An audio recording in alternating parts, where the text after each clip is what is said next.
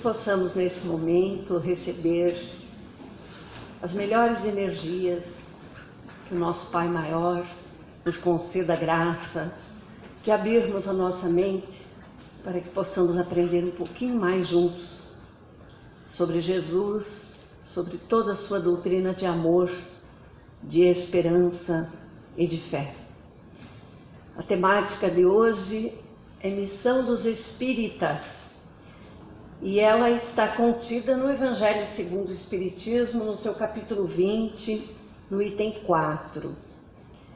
Mas quando a gente fala Missão dos Espíritas, a gente deveria substituir a palavra espíritas para cristãos, porque nós vamos compreender na sequência de que um e outro são a mesma coisa. Então não é porque eu sou espírita que eu tenho uma missão, mas porque eu sou cristão é que eu tenho uma missão. Então que a gente possa assim compreender.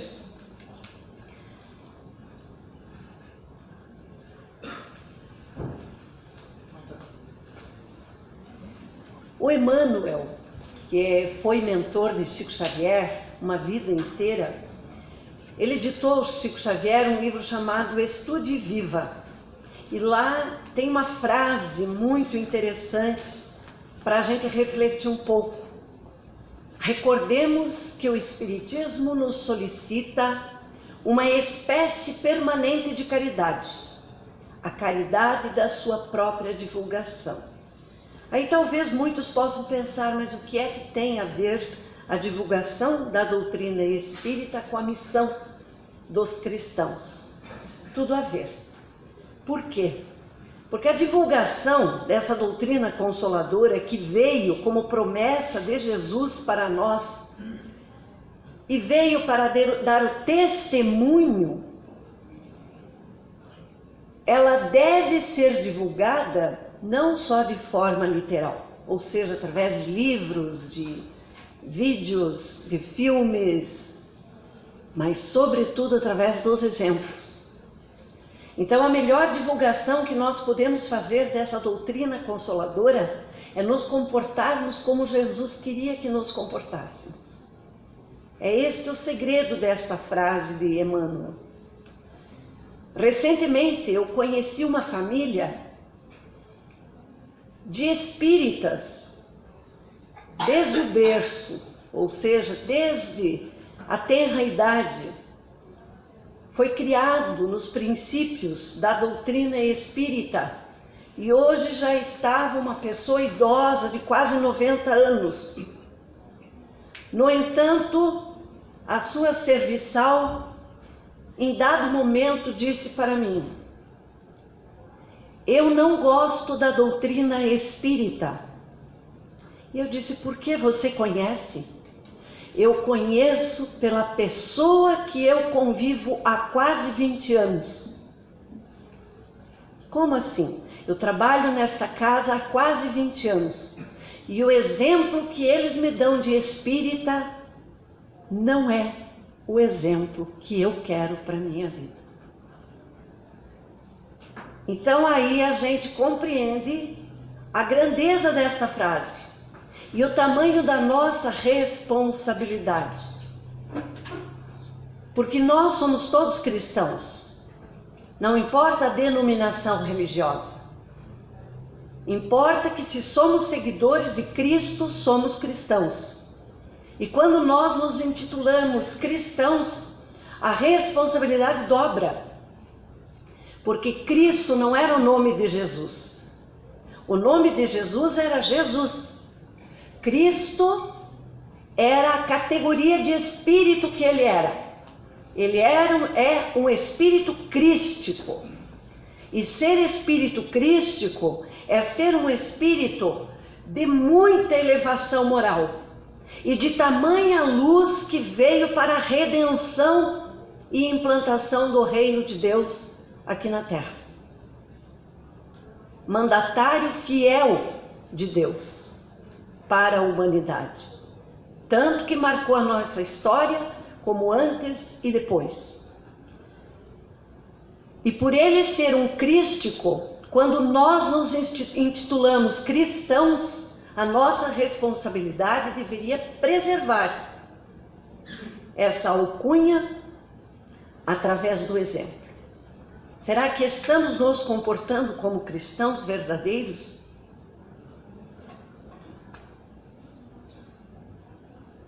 Então, o senhor Allan Kardec, quando ele escreveu a codificação, lá no livro dos médiuns, na primeira parte, no capítulo 3, ele fala de alguns espíritas quanto à crença.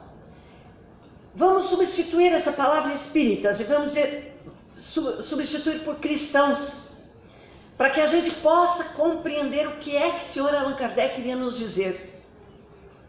Ele dizia que alguns são cristãos ou espíritas sem saber, outros são experimentadores, outros são imperfeitos, outros são exaltados e outros são os verdadeiros espíritas. E aí nesse alinhavar de uma construção de um conceito, o senhor Allan Kardec explica como isso pode se dar. Muitos de nós que aqui estão já vieram nesta encarnação com a semente espiritualista dentro de si. Então, mesmo que tenham tido uma outra denominação religiosa por um determinado tempo, sentiram o chamado, compreenderam e vieram. Por isso estão aqui. Ninguém está aqui por acaso, nenhum de nós, meus irmãos. Se aqui chegamos, é porque ouvimos o chamado. E isso está implícito no capítulo 20 do Evangelho, na parábola dos trabalhadores da última hora. Quem já leu esta parábola, que é a introdução da nossa fala de hoje, vai compreender. Naquela hora em que o Senhor saiu à procura de trabalhadores.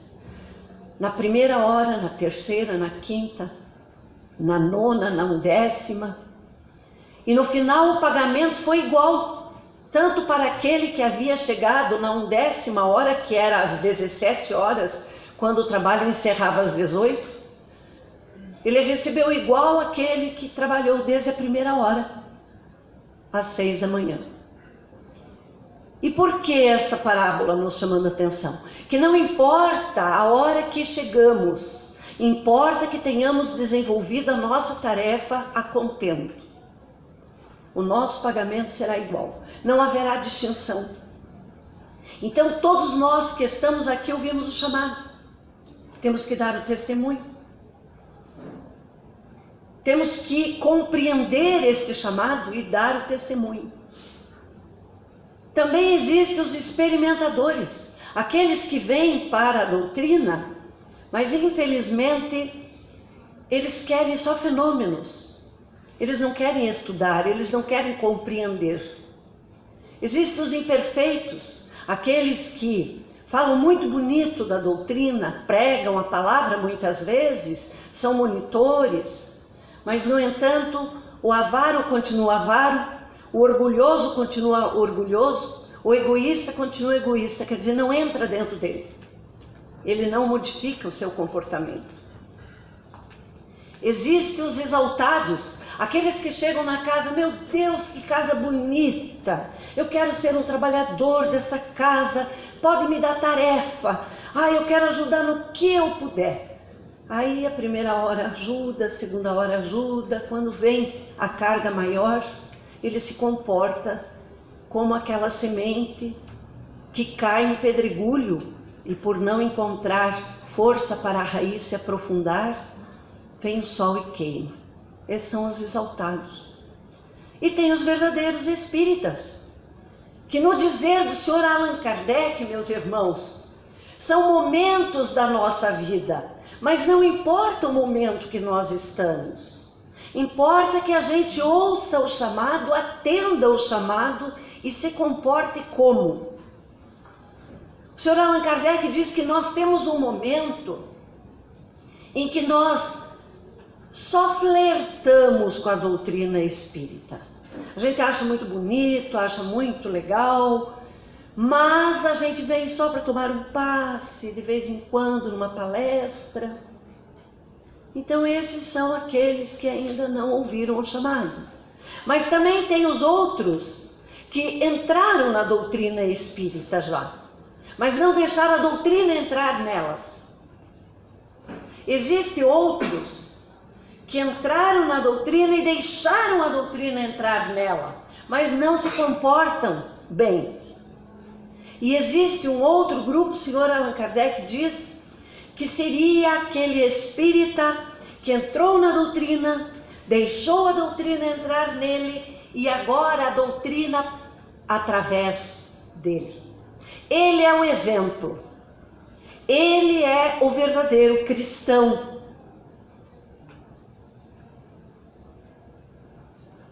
Os que não se contentam em admirar a moral espírita, mas a praticam e aceitam as suas consequências. A caridade é sempre a sua regra de conduta. São esses os verdadeiros espíritas, ou melhor, diz Kardec, os espíritas cristãos. Então veja o tamanho da nossa responsabilidade. Será que nós já compreendemos o tamanho da nossa responsabilidade de estarmos encarnados? Ou será que nós ainda achamos que estamos a passeio, de férias, nesse planeta maravilhoso que tem paraísos como o nosso aqui perto do litoral, que é uma verdadeira beleza pintada por Deus, construída pelo Pai Maior? Será que a gente ainda está nisso? Ou será que a gente já parou para se perguntar de onde eu vim? O que eu estou fazendo aqui? E para onde eu vou? E isso não é uma questão de ser espírita, meus irmãos. Isso é uma questão de ser cristãos. Por quê? Porque o catolicismo também acredita na sobrevivência de alguma coisa. Porque se o catolicismo não acreditasse na sobrevivência da alma, que nada mais é que o espírito, por que eles oram por aqueles que morrem? Por que rezam-se missas por aqueles que já partiram? Então eles acreditam que algo sobrevive. O ramo evangélico, a mesma coisa. Eles podem duvidar da reencarnação, que é outra história, mas eles também acreditam que alguma coisa sobrevive, porque senão eles não pregariam com tamanha convicção de que eu tenho que ser fiel para poder chegar aos céus. E se eu não for fiel, eu vou para o inferno. Mas o que é que vai para o inferno ou para o céu, se nada sobrevive após a morte do corpo carnal? Então eles também acreditam. Então nós vamos encontrar, mesmo naqueles que não são cristãos, como os hinduístas, por exemplo, como os islamitas, por exemplo, como os judeus, por exemplo. Nenhuma dessas três religiões são cristãs, não acreditam em Jesus, mas acreditam no pós-morte, acreditam na sobrevivência do espírito e alguns até acreditam na reencarnação, mesmo não sendo cristãos. Então, para a gente refletir, está no momento que nós precisamos parar e nos perguntar: por que estou aqui? Qual a minha missão? O que eu devo fazer? Qual o compromisso que eu assumi como trabalhador da última hora?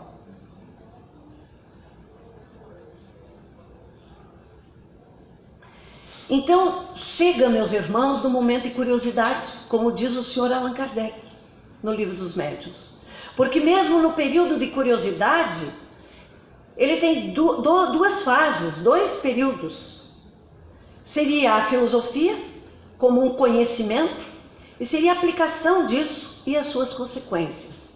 Então, se nós não estamos mais na simples curiosidade, que eu acredito que todos aqui estamos além da curiosidade, nós temos que ler, estudar, compreender com profundidade, não mais simplesmente na forma, na superfície, mas na profundeza, no fundo, irmos a fundo nos questionamentos, para que a gente possa aplicar tudo isso como regra de conduta e como uma consequência da nossa evolução espiritual, que é isso que Deus quer de nós. E por isso o seu Filho amado foi imolado, para deixar para nós, para a eternidade, a lei do amor, da caridade, da fraternidade, da solidariedade. Mas para que isso aconteça, precisamos romper as trevas que nos habitam, da ignorância, e compreendermos-nos como espíritos imortais.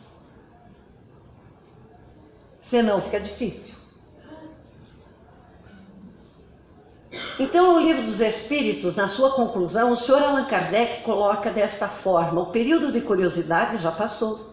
A curiosidade não dura mais que um certo tempo, e uma vez satisfeita, muda de objeto. Mas o mesmo não acontece com aquilo que se refere ao pensamento sério, ao raciocínio, à fé raciocinada. O segundo período já começou, da fé raciocinada, e o terceiro o seguirá inevitavelmente. Quando o Sr. Allan Kardec codificou a doutrina espírita como o consolador prometido por Jesus, ele disse que o espiritismo não é religião. Ele afirmou categoricamente, porque religião pressupõe rituais, pressupõe dogmas, pressupõe milagres, aonde as respostas são iguais. Isso não se pergunta se aceita, porque é dogma, porque é milagre. E não dá mais para estarmos nessa fase, meus irmãos.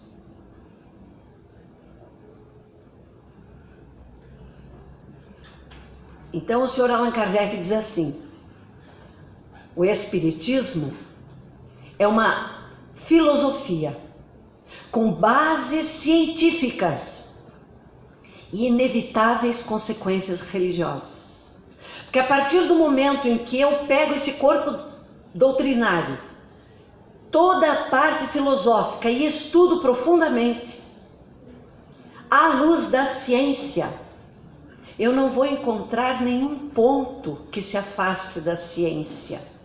Tudo que o Espiritismo tem dito desde a sua codificação, ele tem se comprovado pela ciência tradicional. Então, inevitavelmente, ele será uma consequência religiosa. A partir do momento que nós compreendermos isso, não precisaremos mais de rituais, nem de dogmas, nem de milagres, supostos milagres, né? Supostos. Deixa só eu citar um para vocês, para a gente poder entender. Quantas pessoas ainda hoje acham que o fato de Jesus andar sobre as águas foi um milagre?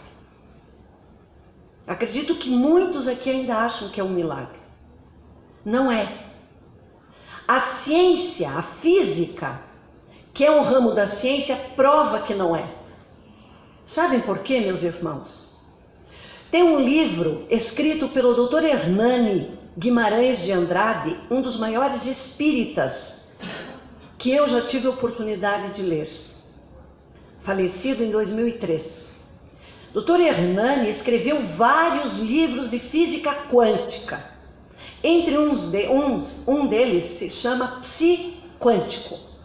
Ele fala do nosso psique, pegando um gancho na física quântica. E então, no momento, ele diz assim: a Terra é um grande campo magnético positivo e nós somos um campo magnético negativo. O que é que acontece com aquilo que é positivo e aquilo que é negativo? Quem saberia me responder? Se atrai. Então, quanto maior a nossa negatividade, mais presos à Terra nós estaremos. Porque nós temos um campo negativo e a Terra um polo positivo. Porém, na medida em que nós nos espiritualizamos e vamos transformando esse campo magnético em um campo positivo, quando vem um polo positivo com outro polo positivo, que é a Terra, o que acontece? Repele-se. O levitar, a física explica. Então, quando Jesus andou pelas águas do mar, ele era um polo positivo e tinha esta capacidade. Por isso ele disse: vós podeis muito mais que eu, basta que queiram. Transformar a nossa negatividade em positividade. E a terra será para nós uma passagem. Não estaremos mais grudados a ela, apegados a ela de tal forma que muitas vezes quando andamos pela terra, as pessoas nos olham e dizem: esse morreu, esqueceu de cair. Que está se arrastando, porque está grudado, está chumbado na terra de tanta negatividade. Mas quando é uma pessoa de uma positividade, a gente vê, a gente diz: meu Deus, parece que está nas nuvens. Essa pessoa tem uma alegria de viver que ela contagia. Então é a física prova, meus irmãos, isso não é nenhum milagre.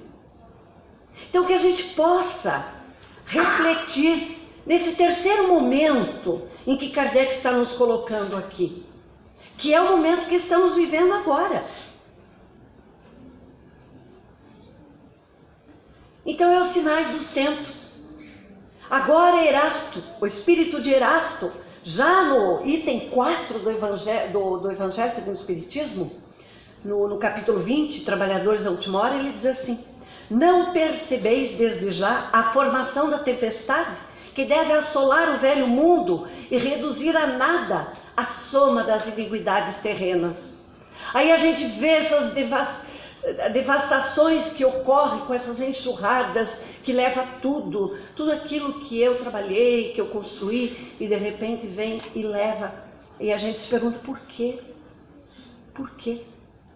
Porque tudo que está sobre a terra, meus irmãos, não representa nada para nós.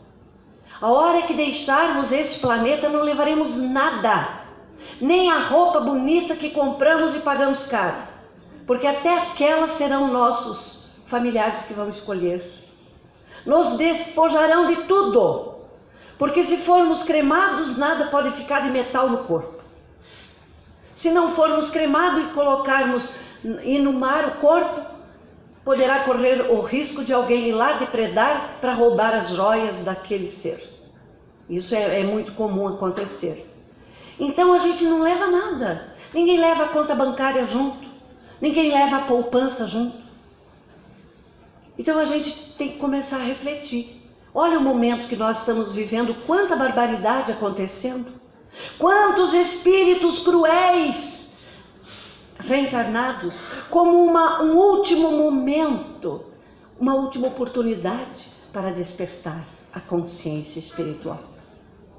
Esta é a oportunidade que Deus dá a todos, mas a grande maioria dorme. O sono letárgico da vida mundana, da materialidade. E não pode falar que não conhece, porque a verdade está aí, sendo espalhada por todos os ventos. Só não ouve quem não quer. Sim, diz Erasto, as revoluções morais e filosóficas vão eclodir em todos os pontos do globo. Aproxima-se a hora em que a luz divina brilhará sobre os dois mundos. Já não vai mais brilhar sobre o mundo espiritual, vai brilhar também no mundo material. Porque a Terra entra num período de regeneração, cumprindo-se as palavras de Jesus quando disse: os bons herdarão a Terra. Então a Terra não terá mais 7 bilhões de criaturas encarnadas. Seremos só 2/3 de criaturas encarnadas. Então, para a gente pensar, em que momento eu estou? Eu ainda estou vivendo provas e expiações? Hoje eu já adentrei o portal da regeneração. E o que é ainda estar em provas e expiações? É quando eu acho que tudo é culpa de Deus. Ah, perdi meu ente querido, Deus me castigou. Ah, eu perdi uma grande fortuna, isso é castigo de Deus, joguei pedra na cruz. Não aceita as vicissitudes da vida, se revolta, acha que Deus é culpado de tudo, acha que nada está certo, que não merece estar passando por aquilo. Isso ainda está vivendo um período de provas e expiações. Provavelmente não adentre a regeneração. Mas se eu já compreendi que num planeta de provas e expiações eu vim para expurgar os danos que eu cometi em vidas passadas, então eu vou ser resignado. E pelo poder da fé, eu vou ter o consolo no Evangelho de Jesus. E como consolo no Evangelho de Jesus, eu vou ser exemplo para arrastar multidões. Este é o verdadeiro cristão. Este adentrará o portal da regeneração. Promessa de Jesus. Então, no Livro dos Espíritos, o Sr. Allan Kardec diz assim: com o Espiritismo, a humanidade deve entrar numa fase nova, a do progresso moral, que lhe é consequência inevitável. Não podemos evitar o progresso moral, que é uma lei divina. Eu posso postergar ou posso acelerar, mas depende de mim. Então, não é culpa de Deus, de nada daquilo que me acontece. E a missão dos espíritas diz o seguinte: ides, pregar o dogma novo da reencarnação e da elevação dos espíritos, segundo o bom ou mau desempenho de suas missões e a maneira por que suportaram as suas provas terrenas. É o que eu acabei de falar. Se eu superei as minhas provas e expiações com galardia, com amor, com seriedade, procurei me tornar um ser melhor, então eu vou ter méritos. Agora eu tenho que pregar o dogma do amor e da reencarnação. E pregar o dogma da reencarnação não é acreditar na reencarnação. Porque acreditar pressupõe que eu posso deixar de acreditar. Não é verdade?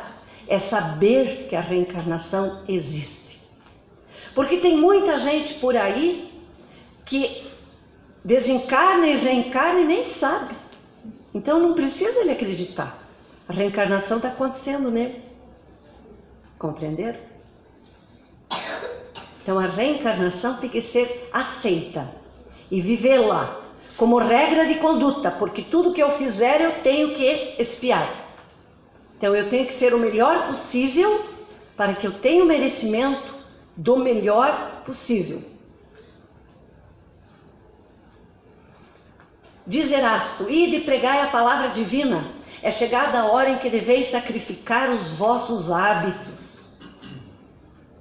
Tem gente que diz assim: eu sou espírita, trabalho lá, dou passe, mas eu não bebo, mas de vez em quando eu tomo no final de semana. Isso é um hábito.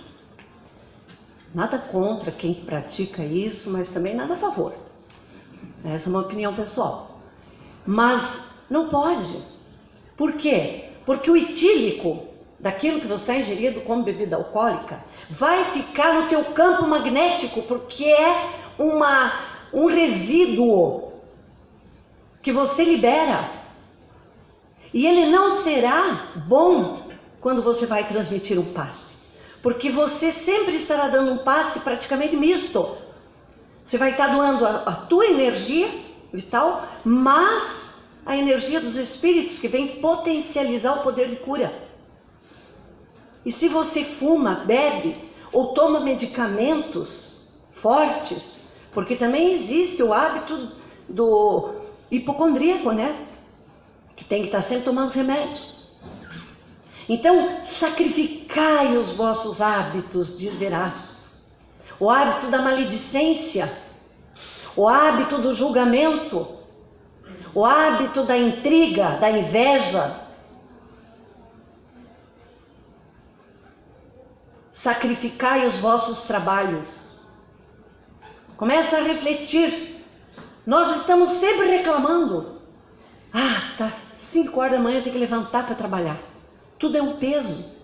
Chega meio-dia brigando com a mulher que passou o dia engolindo sapo no trabalho. Sai dali com dor de estômago porque comeu com raiva. À tarde vai lá, trabalha, volta cansado, não quer nem falar com os filhos. Como se o trabalho fosse um peso, quando o trabalho é uma lei divina. Lei do trabalho. E Erasto diz: sacrificai as vossas futilidades. O império a ditadura da beleza hoje, que arrasta as pessoas a se transformarem naquilo que não eram. Modificam seus corpos, adquirem doenças, perdem a vida por futilidades. Às vezes endividam a família por compra de roupas excessivas, calçados, bolsas, joias, futilidades. Levam 2 anos pagando um celular. Uma futilidade, porque às vezes aquele mais simples faria a mesma coisa. Sacrificai a sua pregação. O que nós estamos fazendo, quando a gente fala em pregação, meus irmãos, não é vir aqui em cima pregar. É a minha conduta, quando eu falo de Jesus. Quando eu oro com os meus filhos.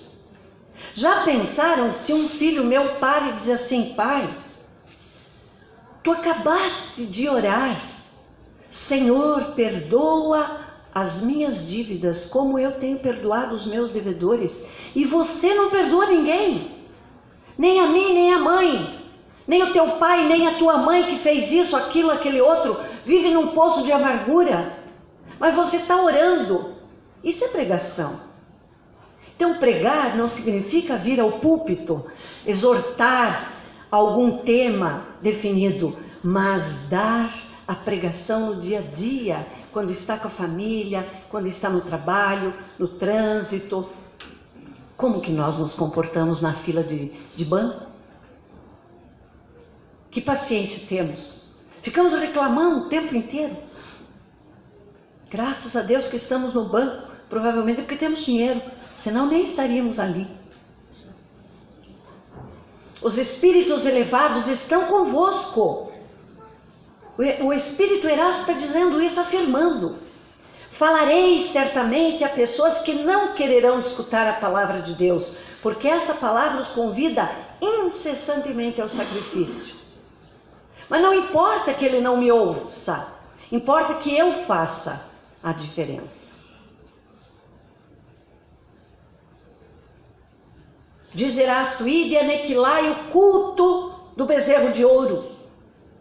Quantos de nós ainda vivem o momento do bezerro de ouro, naquela simbologia do povo hebreu que sai do Egito, onde vivia como escravos, e por 40 anos perambulando pelo deserto do Sinai, num determinado momento Moisés sobe a montanha para receber os 10 mandamentos. E enquanto Moisés lá está, eles pegam tudo que tinham de ouro e prata, derretem e fazem um bezerro de ouro para adorar. E começam a adorar o bezerro de ouro. Isso é uma simbologia. Quantos de nós adoram a casa que tem? O carro, as roupas, as joias. Isso é o bezerro de ouro. Não ajudam ninguém. Não estendem a mão aos necessitados. Que dia a dia mais se expande o culto ao bezerro de ouro. Ide, que Deus vos conduz. Olha a promessa. Deus nos conduz. Ide, pregai, que as populações atentas receberão com alegria as vossas palavras de consolação, de fraternidade, de esperança e de paz. A visita numa pessoa doente, levar a ela uma palavra amiga. A visita a um asilo, aqueles que estão ali abandonados, as crianças que são abandonadas em orfanatos. Aquele mesmo que bate a nossa porta pedindo um prato de comida, ou R$2, R$1, e que a gente se esconde atrás da janela para que ele não nos veja. E nem atendemos.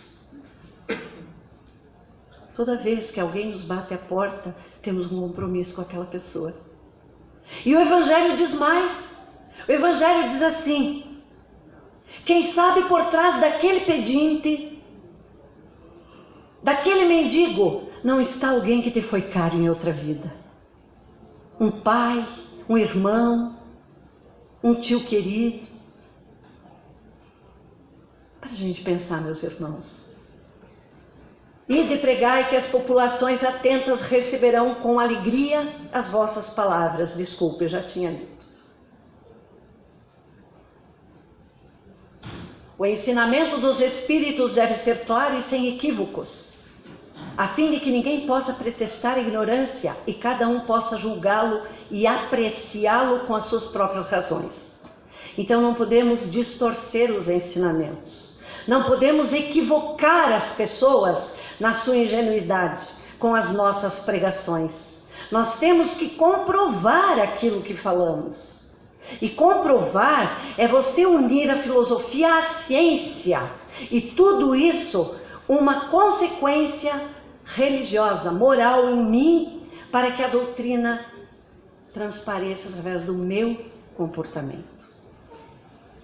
Estamos encarregados de preparar o reino de Deus anunciado por Jesus, e por isso é necessário que ninguém possa interpretar a lei de Deus no sabor das suas paixões, nem falsear o sentido de uma lei que é toda de amor e caridade.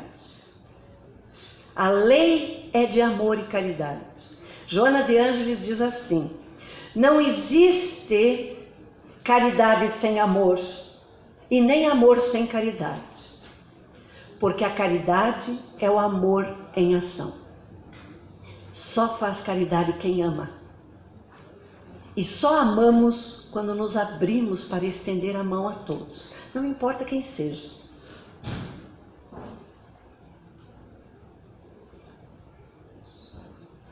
Então, arme-se de decisão e coragem a vossa falange, mãos à obra. O arado está pronto e a terra preparada. Arai. Os corações são férteis. Todo mundo que está sofrendo quer o consolo. E todos nós sofremos. Quem não quer ser amparado? Quem não quer ser consolado? Quem não quer receber uma palavra amiga e um esclarecimento porque sofre? E a doutrina diz mais: toda vez que eu me pergunto por que eu sofro, eu tenho que ler o Evangelho, porque o Evangelho de Jesus é a maior resposta e explicação para o meu sofrimento. Basta ler que nós vamos compreender por que sofremos. Há também os desertores, aqueles que exaltados, ou imperfeitos, ou experimentadores, não deixaram que essa doutrina de Jesus entrasse dentro dele e fizesse a transformação. Mas ide e agradecei a Deus a gloriosa tarefa que vos concedeu. Mas cuidado, porque entre vós, os chamados para o Espiritismo, muitos se desviaram da senda. Atentai, pois, no vosso caminho e buscai a verdade. Aí eu volto à história que eu contei no início. 89 anos sem querer julgar ninguém, mas para que sirva de exemplo para nós. O que esta pessoa vai dizer a Deus, a Jesus, aos seus súditos, quando adentrar o portal da eternidade? O que fizeste você da doutrina que abraçaste? Não serviste de exemplo? Não arrebanhaste nenhuma ovelha para o meu rebanho? Não foste fiel? E ser fiel, meus irmãos, é uma atitude que vem da fé, porque fé e fiel é a mesma palavra. E isso não é uma questão de crença. Fé é você ter fidelidade a Deus. Esta é a verdadeira fé, fidelidade. toda vez que ouvirem a palavra fé, não a coloquem como sinônimo de crença, mas como sinônimo de fidelidade a Deus.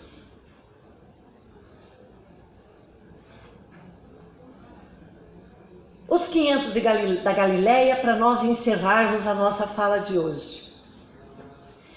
No livro Boa Nova, no capítulo 29, existe toda uma fala, uma exortação do espírito de Humberto de Campos.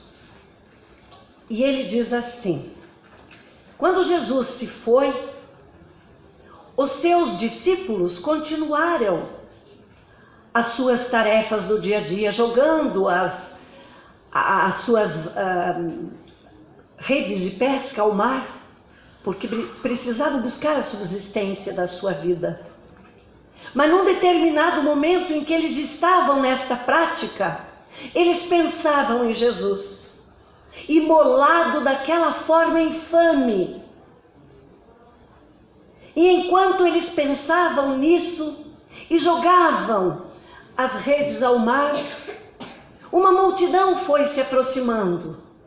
E ali vinha judeus, romanos, mulheres, velhos, crianças, e juntou uma multidão que, segundo Humberto, chegou a 500. E então Pedro começa a pensar: onde estará aquela luz que esteve entre nós?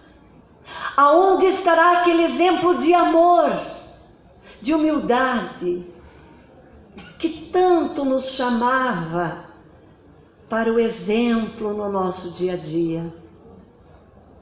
E como sem querer, ele vê uma luz imensa que vem do alto do monte. Ele só vê a luz, ele não vê a figura de Jesus. Mas ele compreende que é Jesus que ali está. E então, mesmo sem dizer, aliás, sem ninguém ouvir nada, diretamente, porque Jesus não verbaliza naquele momento, mas ele emite uma mensagem que vai chegar aos ouvidos de todos aqueles 500 que ali estavam. E Jesus faz uma exortação maravilhosa que põe aqueles 500 a chorar. E num dado momento, Jesus diz assim: e foi assim que, representando o fermento renovador do mundo, eles reencarnaram em todos os tempos, nos mais diversos climas religiosos e políticos do planeta, ensinando a verdade e abrindo novos caminhos de luz através dos bastidores eternos do tempo. E ele disse: porque vós, meus discípulos, foram os semeadores, mas todos os que aqui estão é o fermento renovador do mundo que propagarão para a humanidade a minha doutrina de amor. Que coisa linda isso!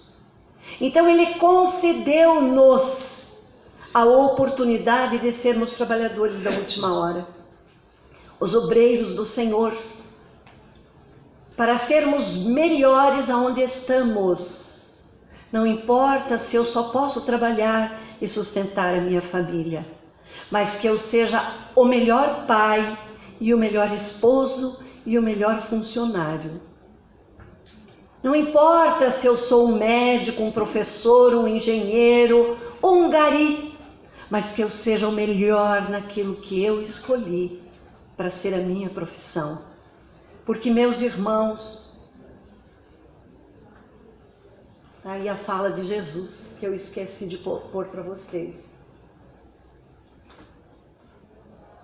Os verdadeiros espíritas cristãos podereis reconhecê-los pelo ensino e pela prática dos verdadeiros princípios da caridade, pela consolação que distribuem aos aflitos, pelo amor que dedicarem ao próximo, pela sua abnegação e o seu altruísmo. Podeis reconhecê-los finalmente pela vitória dos seus princípios, porque Deus quer que a sua lei triunfe e os que a seguem são os escolhidos que vencerão.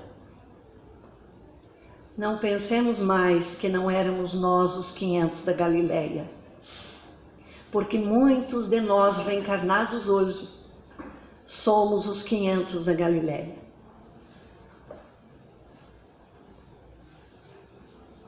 Que a gente possa refletir sobre a mensagem desta noite e que a gente possa procurar cada dia sermos melhores. Porque, meus irmãos, o presente, o hoje, é uma dádiva de Deus. E é hoje que nós temos que fazer a diferença. O ontem já passou, o amanhã talvez eu não veja, mas hoje é o meu momento de redenção.